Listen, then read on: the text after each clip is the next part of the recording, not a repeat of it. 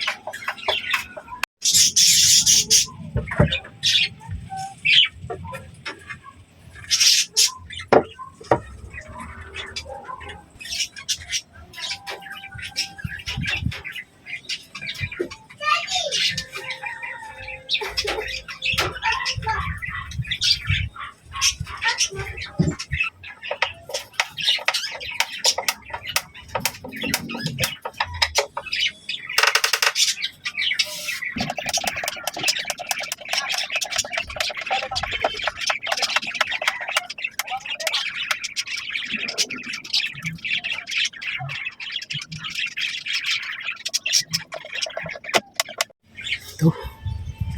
Sak.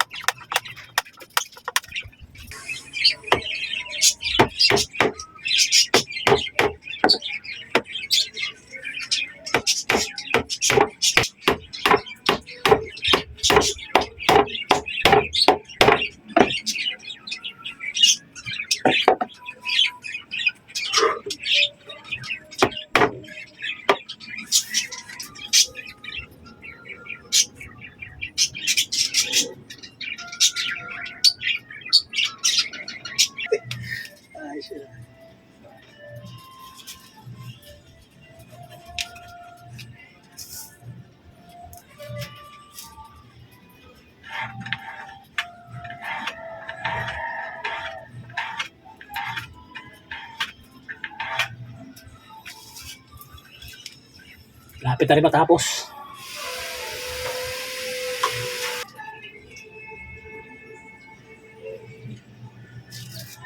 Galing. May birthday kasi dyan guys eh. Hindi na kayo maingay.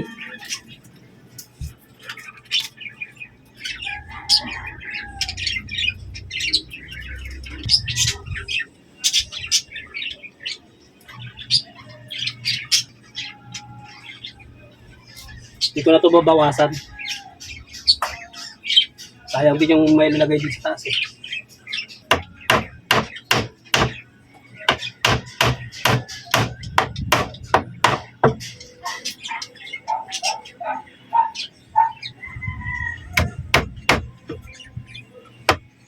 Oops.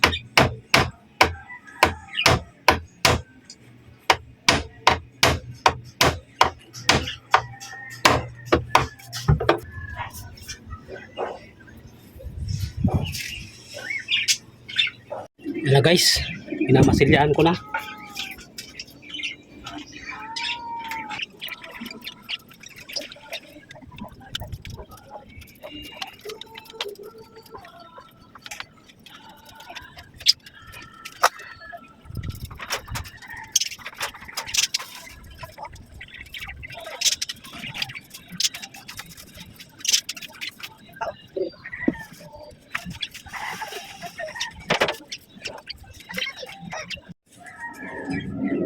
Yan na, niliha ko ng bahagya.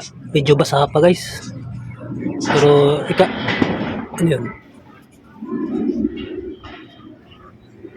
Lakas ng kulog na yun ah. Guys, kumulog. Yan guys oh. Niliha ko na siya ng bahagya. Kailang medyo basa. Pero ikakabit ko na. Habang may katulong ako sa pagbuhat.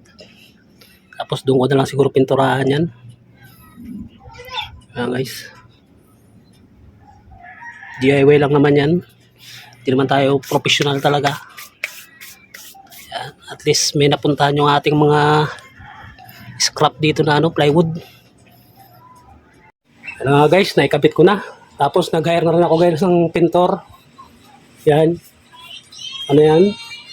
Galing niya magpintura guys. Ayan o. Kasi yung mga singit-singit. Kami pag ako nagpintura ng mga singit-singit, ginagamit ako pa ng cotton buds. Isa, ang galing, ginaganon lang oh.